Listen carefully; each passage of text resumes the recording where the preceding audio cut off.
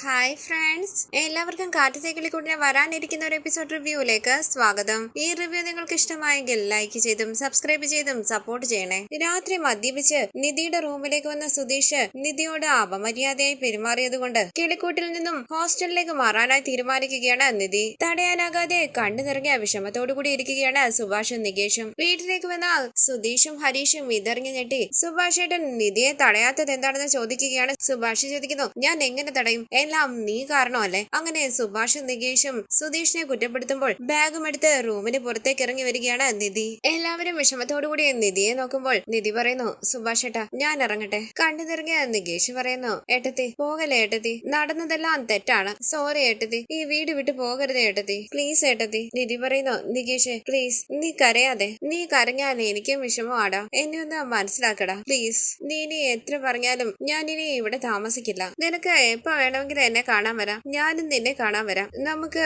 ഇടയ്ക്കിടയ്ക്ക് കണ്ട് സംസാരിക്കാം, പ്ലീസ് പോകരുതെന്ന് മാത്രം പറയരുതേടാ. സുഭാഷ് പറയുന്നു, നികേഷ് നിധിയെ പോകാൻ അനുവദിക്കടാ. ഇത് കേട്ട് നികേഷ് ചോദിക്കുകയാണ്, സുഭാഷ് ഏട്ടൻ എന്താ ഇങ്ങനെ പറയുന്നത്? സുഭാഷ് പറയുകയാണ്, നിധിയെ പോകാൻ അനുവദിക്കടാ, ഇങ്ങനെ നല്ലൊരു പെണ്ണിന് നമ്മുടെ വീട്ടിൽ താമസിക്കാൻ പറ്റില്ല, അവള് പോട്ടെ, നീ മിണ്ടാതെ നിൽക്ക്, കരങ്ങി നീ നിധിയെ വിഷമിപ്പിക്കരുത്. കണ്ടു നിറങ്ങിയ നിധിയുടെ അരികിലേക്ക് വന്ന് സുധീഷ് പറയുന്നു, സോറി ഞാൻ ചെയ്തത് തെറ്റാ, സോറി. അതുകൊണ്ട് വീട് വിട്ടു പോകാൻ തീരുമാനിച്ചാൽ എന്താ അർത്ഥം? നിധി ഈ വീട് വിട്ടു പോകരുത്, നിധി ഇവിടെ തന്നെ താമസിക്കണം, ഞാൻ വേണമെങ്കിൽ പോകാം, നിധി ദയവ് ചെയ്ത് ഇവിടെ തന്നെ ഉണ്ടാകണം, ഞാൻ ചെയ്ത തെറ്റിന് നിധി എന്തിനാ പോകുന്നത്? നിധി പറയുന്നു, പ്ലീസ് സുധീഷ്, ഈ നാടകമൊന്നും ഞാൻ വിശ്വസിക്കില്ല, പോകണമെന്ന തീരുമാനം എടുത്തു കഴിഞ്ഞു ഞാൻ, ദയവ് ചെയ്ത് ഞാൻ പോകാൻ ഇറങ്ങുമ്പോൾ വെറുതെ ഒരു പ്രശ്നം ഉണ്ടാക്കരുത്. സുധീഷ് പറയുന്നു, സോറി നിധി, ഇനി ഇതുപോലെ ഒന്നും ഉണ്ടാകില്ല, ഞാൻ ഉറപ്പ് തരുക, പോകരുത് പ്ലീസ്. സുഭാഷ് സുധീഷ് എന്ന് വിളിക്കുമ്പോൾ സുധീഷ് ചോദിക്കുന്നു, സുഭാഷ് ഏട്ടാ എന്താ സുധീഷ് എന്ന് വിളിച്ച് എന്നെ തടയുന്നത്? നിധി പോകാൻ ഒരുങ്ങി നിൽക്കുമ്പോൾ യാത്രയാക്കാൻ തയ്യാറായി നിൽക്കുകയാണോ സുഭാഷ് ഏട്ടൻ? നികേഷിനോടും ഒന്നും സംസാരിക്കരുതെന്ന് പറയുന്നു. സുഭാഷ് ഏട്ടാ, സുഭാഷ് ഏട്ടനെങ്കിലും ഒന്ന് പറ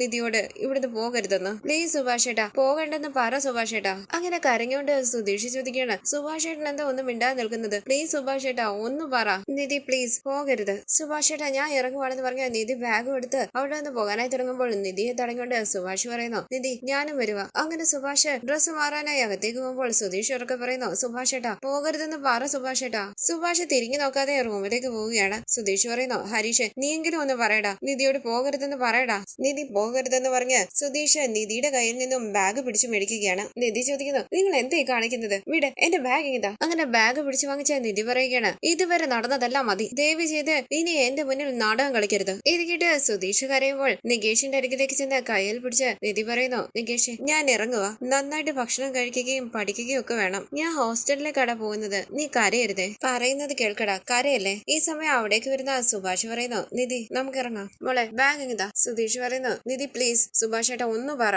ഹരീഷ് ഞാൻ ഇറങ്ങട്ടെ എന്ന് പറഞ്ഞ് നിധി സുധീഷിനെ ശ്രദ്ധിക്കാതെ സുഭാഷിന്റെ ഒപ്പം കിളിക്കൂട്ടിൽ നിന്നും പോവുകയാണ്. പുറത്ത് വളരെ വിഷമത്തോടുകൂടി ഇരിക്കുന്ന ഭാസ്കരനെ ശ്രദ്ധിക്കുകയാണ് നിധി. ഭാസ്കരൻ വിഷമത്തോടുകൂടി നിധിയെ നോക്കുമ്പോൾ നിധിയും കണ്ടു നിറങ്ങിയ ഭാസ്കരനെ ഒന്ന് നോക്കിയിട്ട് സുഭാഷിന്റെ ഒപ്പം മുന്നോട്ട് നടന്നു പോവുകയാണ്. സുഭാഷ് പറയുന്നു, നമുക്കൊരു ഓട്ടോ വിളിച്ചു പോകാം. സുധീഷ് പറയുന്നു, എടാ നികേഷ് ഹരീഷ് ഒന്ന് പറയടാ, പോകരുതെന്ന് പറയടാ. സുധീഷ് വിഷമത്തോടുകൂടി ഭാസ്കരനെയും നോക്കുന്നുണ്ട്. നിധിയും സുഭാഷും ഒന്നും മിണ്ടാതെ മുന്നോട്ട് നടന്നു പോവുകയാണ്. നിധി വിഷമത്തോടുകൂടി തിരിഞ്ഞ് നികേഷിനെ നോക്കുന്നുണ്ട്. തുടർന്ന് ഓട്ടോയിൽ സുഭാഷും നിധിയും ഹോസ്റ്റലിലേക്ക് പോവുകയാണ്. ബാഗും പിടിച്ച് വളരെ വിഷമത്തോടുകൂടി ഇരിക്കുകയാണ് സുഭാഷ്. കണ്ണു നിറങ്ങിയ സുഭാഷിനെ നോക്കുന്ന നിധി ഓർക്കുകയാണ് സുഭാഷുമായുള്ള നല്ല നിമിഷങ്ങൾ. സുഭാഷ് ചായ ഉണ്ടാക്കാൻ പഠിപ്പിച്ചതും അടുക്കളയിൽ സഹായിച്ചതും, നികേഷ് ജ്യൂസും ഐസ്ക്രീമും വാങ്ങിക്കൊണ്ട് കൊടുക്കുന്നതും, ഹരീഷ് കപ്പ് സമ്മാനമായി കൊടുത്തതും, കോളേജിൽ വെച്ച് അരുൺ ഭാസ്കറിനെ കുത്തിയതും, നിധിക്ക് ജോലി കിട്ടിയപ്പോൾ കിളിക്കൂട്ടിലുള്ള എല്ലാവരും ആഘോഷമാക്കി മാറ്റിയതുമെല്ലാം. ശേഷം നിധി ഓർക്കുകയാണ് സുധീഷ് രാത്രി മദ്യപിച്ച് ബെഡ്റൂമിലേക്ക് കയറി വന്ന് നിധിയുടെ ഒപ്പം കിടന്നതും, നീ എന്റെ ഭാര്യയാണ്, നിന്റെ മേൽ എനിക്ക് അവകാശമുണ്ടെന്നൊക്കെ പറഞ്ഞ് പ്രശ്നം ഉണ്ടാക്കിയതുമെല്ലാം. എന്താ മോളേന്ന്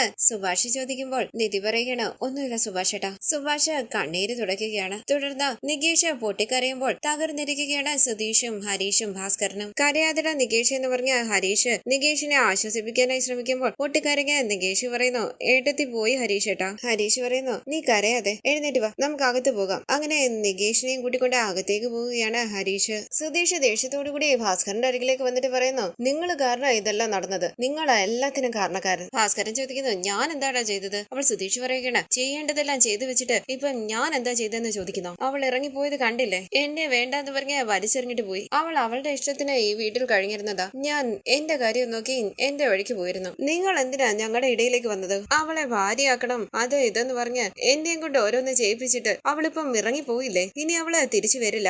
ഇനി എന്റെ ജീവിതത്തിൽ നിധി ഉണ്ടാകില്ല. ഭാസ്കര പറയുന്നു, നിധി പോയെങ്കിൽ പോയി, നിധിക്ക് പകരം വേറൊരാൾ വരും, പോയി കിടന്നുറങ്ങാൻ നോക്ക്. ഇത് കേട്ട് ദേഷ്യത്തോടുകൂടി അവിടെ ഇരിക്കുന്ന ഒരു തടിക്കഷ്ണം എടുത്ത് ഭാസ്കറിന്റെ തല കടിക്കാനായി തുടങ്ങുകയാണ് സുധീഷ്. അവിടെ കൂടി വന്ന ഹരീഷ് സുധീഷിനെ പിടിച്ചു മാറ്റുകയാണ്. എടാ പിടിക്കവനെ എന്ന് പറഞ്ഞ് ബഹളം വെക്കുകയാണ് ഭാസ്കരൻ. സുധീഷൻ എന്തേ ചെയ്യുന്നെന്ന് ഹരീഷ് ചോദിക്കുമ്പോൾ സുധീഷ് പറയുകയാണ്, പോയടാ, എന്റെ ജീവിതം പോയി, അവള് പോയി, എന്നെ വേണ്ട എന്ന് പറഞ്ഞ വലിച്ചെറിഞ്ഞിട്ട് പോയി, എല്ലാം അവസാനിച്ചു. അവൾ ഇവിടെ ഉണ്ടായിരുന്നപ്പോൾ നമ്മളെല്ലാവരും എന്ത് സന്തോഷത്തോടു കൂടിയാ കഴിഞ്ഞത്, അതെല്ലാം പോയി, എല്ലാം അവസാനിച്ചു. സത്യമായിട്ടും ഇങ്ങനെയൊക്കെ ഉണ്ടാകുമെന്ന് ഞാൻ വിചാരിച്ചതേ ഇല്ലടാ. വിഷമത്തോടുകൂടി സുധീഷിന്റെ തോളിൽ തട്ടി ആശ്വസിപ്പിച്ചിട്ട് ഹരീഷ് നികേഷിനെ കൂട്ടി അകത്തേക്ക് പോവുകയാണ്. സുധീഷ് ഓർക്കുന്നു നിധിയുടെ കഴുത്തിൽ താലി കെട്ടിയത്. തുടർന്ന് സുഭാഷിനെയും കൂട്ടി ഹോസ്റ്റലിലേക്ക് വന്ന നിധി തന്റെ ഫ്രണ്ടിനെ പരിചയപ്പെടുത്തുകയാണ്. ശേഷം വാർഡന്റെ അരികിലേക്ക് വന്ന് സംസാരിക്കുകയാണ് സുഭാഷും നിധിയും. നിധിയുടെ ഫ്രണ്ടും, ഞങ്ങൾ ഇങ്ങനെ ആർക്കും റൂം കൊടുത്തിട്ടില്ല, 3 മാസത്തെ വാടക തരണമെന്ന് പറഞ്ഞിട്ട് 1 മാസത്തെ വാടക പോലും തന്നില്ല, പകുതി വാടകയാ തന്നിരിക്കുന്നത്. ഇത് കേട്ട് സുഭാഷ് ചോദിക്കുന്നു, മോളെ എന്തേ പറയുന്നത്, എത്ര കൊടുക്കാനുള്ളത്? നിധി പറയുന്നു, 7000 റൂം റെന്റ്, ഞാൻ പകുതി കൊടുത്തു, ബാക്കി പകുതി 30-ാം തീയതിക്കുള്ളിൽ കൊടുക്കാമെന്ന് പറഞ്ഞിട്ടുണ്ട്, അത് ഞാൻ കൊടുക്കാമെന്ന് പറഞ്ഞ് സുഭാഷ് ക്യാഷ് എടുക്കുമ്പോൾ നിധി പറയുകയാണ്, വേണ്ട സുഭാഷ് ഏട്ടാ. സുഭാഷ് ചോദിക്കുന്നു, ഇതെങ്കിലും ഞാൻ മോക്ക് വേണ്ടി ചെയ്യണ്ടേ, ഞാൻ ഇത് കൊടുക്കട്ടെ. നിധി ഒന്നും മിണ്ടാതെ നിൽക്കുമ്പോൾ സുഭാഷ് ബാക്കി ക്യാഷ് കൊടുക്കുകയാണ്. അത് വാങ്ങി വാർഡൻ ചോദിക്കുന്നു, നിങ്ങൾ നിധിയുടെ ആരാ? സുഭാഷ് പറയുകയാണ്, ഞാൻ നിധിയുടെ ചേട്ടനാ, പേര് സുഭാഷ്, നിങ്ങളാണോ നിധിയുടെ ഗാർഡിയൻ എന്ന് വാർഡൻ ചോദിക്കുമ്പോൾ സുഭാഷ് പറയുകയാണ്, അതെ. ഫോം ഫില്ല് ചെയ്ത് കൊടുത്ത് ലോക്കൽ ഗാർഡിയനായി സൈൻ ചെയ്ത് കൊടുക്കുകയാണ് സുഭാഷ്. സുഭാഷ് ഏട്ടാ ഞാനിപ്പോ വരാന്ന് പറഞ്ഞ് നിധി ഫ്രണ്ടിന്റെ ഒപ്പം ബാഗ് വെക്കാനായി റൂമിലേക്ക് പോകുമ്പോൾ പുറത്തേക്ക് ഇറങ്ങി നിൽക്കുന്ന സുഭാഷ് ഓർക്കുകയാണ് കിളിക്കൂട്ടിലെ നിധിയുമായുള്ള നല്ല നിമിഷങ്ങൾ. തുടർന്ന് സുഭാഷ് കണ്ണും നിറങ്ങി നിൽക്കുമ്പോൾ അവിടേക്ക് വന്ന നിധി പറയുന്നു, സുഭാഷ് ഏട്ടാ കരയല്ലേ? സുഭാഷ് പറയുകയാണ്, ഞാൻ കരഞ്ഞില്ല മോളെ. നിധി കുരുങ്ങി എന്ന് കരയുമ്പോൾ സുഭാഷ് ചോദിക്കുന്നു, മോളെ നീ എന്തിനാ കരയുന്നത്? ഒന്നുമില്ല സുഭാഷ് ഏട്ടാ എന്ന് നിധി പറയുമ്പോൾ സുഭാഷ് പറയുകയാണ്, അത് നിന്റെ വീടാ മോളെ, നിനക്ക് എപ്പോ വേണമെങ്കിലും അവിടെ വരാം, എന്ത് ആവശ്യമുണ്ടെങ്കിലും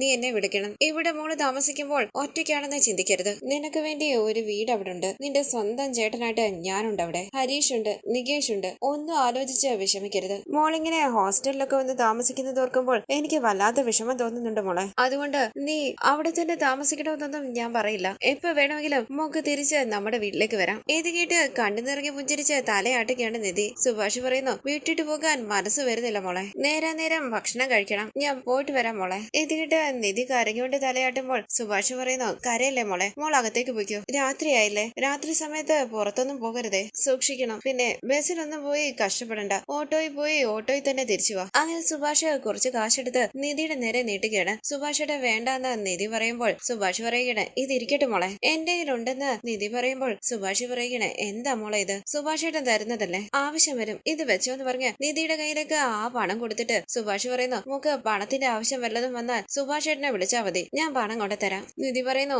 എന്റെ കയ്യിലുണ്ട് സുഭാഷേട്ടാ, ഭക്ഷണത്തിനുള്ള കാശും കൂടിയാ നമ്മൾ പേ ചെയ്തത്. സുഭാഷ് പറയുന്നു, ശരി മോളെ, മോൾ അകത്തേക്ക് പൊയ്ക്കോ. അപ്പോൾ നിധി പറയുകയാണ്, സുഭാഷേട്ടൻ പൊയ്ക്കോ, ഞാൻ സുഭാഷേട്ടൻ പോയതിനു ശേഷം അകത്തേക്ക് പൊയ്ക്കോളാം. ശരി മോളെ, ഞാൻ പോയിട്ട് വരാന്ന് പറഞ്ഞ് അവിടെ നിന്ന് പോകാനായി തുടങ്ങുന്ന സുഭാഷ് തിരിഞ്ഞു എന്ന് പറയുന്നു, ഞാൻ പറയുന്നത് കൊണ്ട് തെറ്റിദ്ധരിക്കല്ലേ മോളെ, മോൾക്ക് ഇഷ്ടമുണ്ടെങ്കിൽ സുധീഷിനോടൊന്ന് ക്ഷമിച്ചേക്കണേ, അവൻ മോശപ്പെട്ടവരൊന്നുമല്ല, മദ്യപിച്ച് അങ്ങനെ ചെയ്തു പോയതാ, അവൻ നല്ലവനാ, അവന് എങ്ങനെ സംസാരിക്കണം, അവന്റെ മനസ്സിലുള്ളത് മറ്റുള്ളവരെ എങ്ങനെ മനസ്സിലാക്കിപ്പിക്കണമെന്നൊന്നും അറിയില്ല. വീട്ടിലൊരു അമ്മയുണ്ടായിരുന്നെങ്കിൽ ഇങ്ങനെയൊന്നും ഉണ്ടാകില്ലായിരുന്നു, അവനെ ഞാനല്ലേ വളർത്തിയത്, ചെറിയ പ്രായത്തിലല്ലേ ഞാൻ അവരെ വളർത്താൻ തുടങ്ങിയത്, ആ പ്രായത്തിൽ എനിക്കറിയാവുന്ന കാര്യങ്ങൾ ഞാൻ അവർക്ക് പറഞ്ഞു കൊടുത്തു. ഒരമ്മ വളർത്തുന്നത് പോലെ ആകില്ലല്ലോ ചേട്ടൻ വളർത്തിയാൽ. മറ്റുള്ളവരോട് എങ്ങനെ പെരുമാറണം, എങ്ങനെ സംസാരിക്കണമെന്നൊന്നും അവൻ അറിയില്ല. ഞാൻ അവനെ ന്യായീകരിക്കുകയല്ല, അവൻ ചെയ്തത് തെറ്റാ, വലിയ തെറ്റാ, അവനോട് ക്ഷമിക്കാൻ പറ്റുമെങ്കിൽ മോൾ ക്ഷമിക്കണം. ഞാൻ പോയിട്ട് വരാം മോളെ, മോൾ അകത്തേക്ക് പോ. നിധി കരഞ്ഞുകൊണ്ട് സുഭാഷിനെ തിരിഞ്ഞു നോക്കിക്കൊണ്ട് അകത്തേക്ക് പോകുമ്പോൾ നിധിയെ തിരിഞ്ഞു നോക്കി കണ്ണീര് തുടച്ചുകൊണ്ട്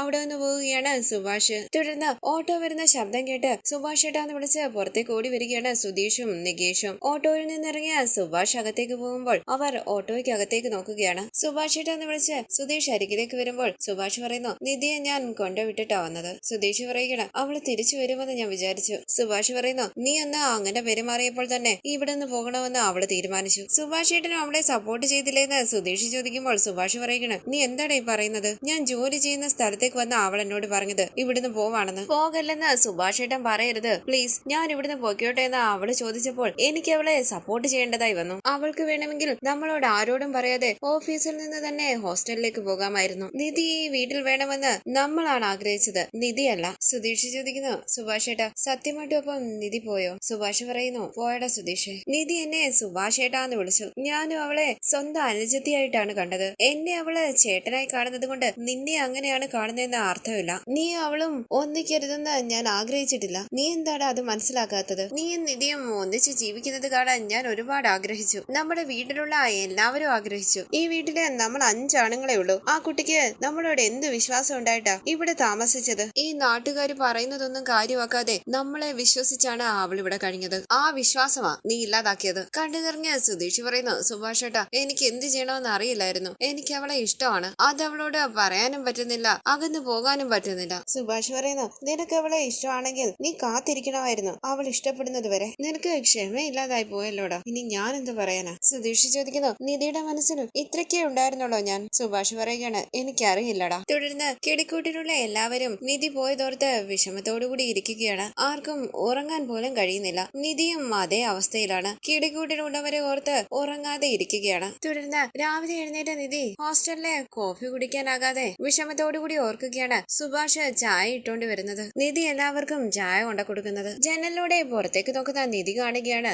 ഗേറ്റിന്റെ അരികിൽ നിൽക്കുന്ന ഭാസ്കരനെ. സംശയത്തോടു കൂടി നിധി മനസ്സിൽ പറയുന്നു, അച്ഛൻ എന്താ ഇവിടെ വരുന്നത്? ഇനി ഇവിടെ വന്ന വല്ല പ്രശ്നം ഉണ്ടാക്കുവോ? അങ്ങനെ നിധി ഗേറ്റിന്റെ അരികിലേക്ക് വരികയാണ്. നിധിയെ കണ്ട് സന്തോഷത്തോടു കൂടി അരികിലേക്ക് വന്ന ഭാസ്കരൻ ചോദിക്കുന്നു, മോളെ ഇതാണോ മോളുടെ ഹോസ്റ്റല്? ഞാൻ സുഭാഷിനോട് ചോദിച്ചു, അവൻ പറയില്ലാന്ന് പറഞ്ഞു. ഞാൻ പിന്നെ മോളുടെ ഹോസ്റ്റല് കണ്ടുപിടിക്കാനായി ഇറങ്ങിയതാ. കഷ്ടപ്പെട്ട് കണ്ടുപിടിച്ചെന്തായാലും. നിധി പറയുകയാണ്, ഇത്ര രാവിലെ അച്ഛൻ ഇവിടെ എന്ത് ചെയ്യുക? ഈ സമയത്ത് സാധാരണ എഴുന്നേൽക്കാർ പോലും ഇല്ലല്ലോ. മോളെ കാണാനാ വന്നേന്ന് ഭാസ്കരൻ പറയുമ്പോൾ നിധി പറയുകയാണ്, എന്നെ കാണാനോ? സോറി, എനിക്ക് അച്ഛനെ അകത്തേക്ക് വിളിക്കാൻ പറ്റില്ല. ഇത് ലേഡീസ് ഹോസ്റ്റലാണ്. ഭാസ്കരൻ പറയുന്നു, അതൊന്നും സാരമില്ല മോളെ. ഞാൻ ഹോസ്റ്റൽ കാണാൻ വന്നതൊന്നും അല്ലല്ലോ. നിന്നെ കണ്ട് സംസാരിച്ചിട്ട് പോകാനാ വന്നത്. എന്നോട് എന്താ സംസാരിക്കാനുള്ളതെന്ന് നിധി ചോദിക്കുമ്പോൾ ഭാസ്കരൻ പറയുകയാണ്, മോൾ ഇത്ര പെട്ടെന്ന് ഹോസ്റ്റലിലേക്ക് മാറണമായിരുന്നു. സുധീഷിനോട് ദേഷ്യപ്പെട്ടല്ലേ മോള് ഹോസ്റ്റലിലേക്ക് താമസം മാറ്റിയത്? സുധീഷ് അങ്ങനെ പെരുമാറാൻ കാരണം ഞാനാ. അവൻ നിന്നെ കല്യാണം കഴിച്ചുകൊണ്ട് വന്നതല്ലേ? എന്നാണെങ്കിലും അവന്റെ ഭാര്യ നീ തന്നെയാണ്. നിധി പറയുകണ, അങ്ങനെയൊന്നുമില്ല. ഞങ്ങൾക്കെന്ന് കല്യാണം കഴിക്കേണ്ട ഒരു അവസ്ഥയുണ്ടായി.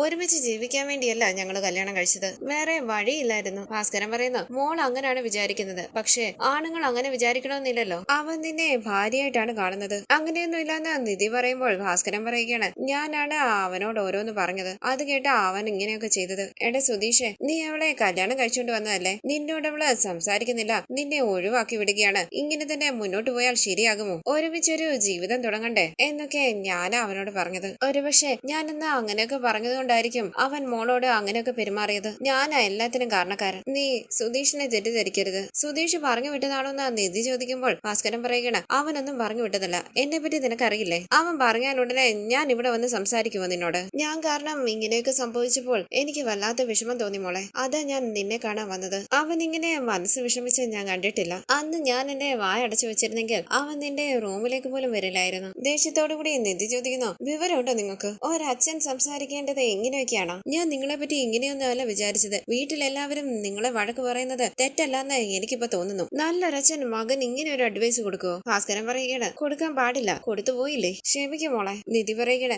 ഞാൻ എന്നാ എല്ലാവരോടും പറഞ്ഞതല്ലേ ഇതൊരു കല്യാണമല്ല, ഞങ്ങൾക്ക് അങ്ങനെ ഒരു അവസ്ഥ ഉണ്ടായത് കൊണ്ടാണ് കല്യാണം കഴിച്ചതെന്ന്. വീട്ടിലെല്ലാവരും എന്നെ മനസ്സിലാക്കി. നിങ്ങൾക്ക് മാത്രം എന്താ ഇത്ര പ്രത്യേകത? നിങ്ങൾ അങ്ങനെ ചിന്തിച്ചത് മാത്രമല്ല സുധീഷിനെ എരി കയറ്റി വിട്ടു. വിവരമില്ലാത്ത നിങ്ങൾ പറയുന്നത് കേട്ട് സുധീഷ് ഉടനെ എന്റെ റൂമിലേക്ക് വരുമോ? സുധീഷിന്റെ ഭാര്യയല്ല ഞാനെന്ന് സുധീഷിനറിയില്ലേ? നാണമില്ലാതെ ഇത് വന്ന് നിങ്ങൾക്ക് എന്റെ മുഖത്ത് നോക്കി പറയാൻ തോന്നി. വീട്ടിലെല്ലാവരും നിങ്ങളോട് ദേഷ്യപ്പെടുമ്പോൾ ഞാൻ വിഷമിച്ചിരുന്നു. ഇപ്പൊ എനിക്ക് മനസ്സിലായി അതിൽ ഒരു കുഴപ്പമില്ലായിരുന്നെന്ന്. എനിക്ക് വരുന്ന ദേഷ്യത്തിന് നിങ്ങളെ മോളെ ഞാൻ പറയുന്നതൊന്ന് കേൾക്കുന്ന ഭാസ്കരൻ വിഷമത്തോടുകൂടി പറയുമ്പോൾ നിധി പറയണം, പ്ലീസ് ദയവ് ചെയ്ത് ഒന്ന് പോകൂ. നിങ്ങളിപ്പോ ഇത് വന്ന് പറഞ്ഞതുകൊണ്ട് എന്തെങ്കിലും മാറ്റം ഉണ്ടാകുമോ? പ്രായമായാൽ മെച്യൂരിറ്റി വരും, പക്വത വരും എന്നൊക്കെ കേട്ടിട്ടുണ്ട്. നിങ്ങൾക്ക് പ്രായമാകും തോറും എല്ലാം കുറഞ്ഞാണല്ലോ വരുന്നത്. നല്ലൊരച്ഛൻ ഒരിക്കലും മകന് ഇങ്ങനെ ഒരു ഉപദേശം കൊടുക്കില്ല. അങ്ങനെ നിധി വളരെ ദേഷ്യത്തോടു കൂടി നിൽക്കുമ്പോൾ കൈകൂപ്പി നിധിയോട് ക്ഷമ പറയുകയാണ് ഭാസ്കരൻ. ഭാസ്കരൻ പറയുന്നതൊന്നും കേൾക്കാതെ നിധി വളരെ ദേഷ്യത്തോടു കൂടി സംസാരിക്കുകയാണ്. ടെൻഷനോടുകൂടി ചുറ്റും നോക്കുകയാണ് ഭാസ്കരൻ. തുടർന്ന് കൈകൂപ്പി ഭാസ്കരൻ പറയുന്നു, മോളെ ഒന്ന് നിർത്ത്. വിവരമുള്ള കൊച്ചല്ലേ, പറഞ്ഞാ മനസ്സിലാകുമല്ലോ. ഞാൻ ചെയ്ത തെറ്റ് നിന്നോട് ഏറ്റു പറയുമ്പോൾ നീ എന്റെ മാനം കെടുത്തുകയാണല്ലോ. ഞാൻ അറിയാതെ ചെയ്തു പോയതാ മോളെ. നിധി ചോദിക്കുന്നു, അത് നിങ്ങൾ എങ്ങനെ അറിയാതെ ചെയ്യുന്നത്? അങ്ങനെ നിധി വിരൽ ചൂണ്ടി വളരെ ദേഷ്യത്തോടു കൂടി സംസാരിക്കുമ്പോൾ ചെവി പൊത്തി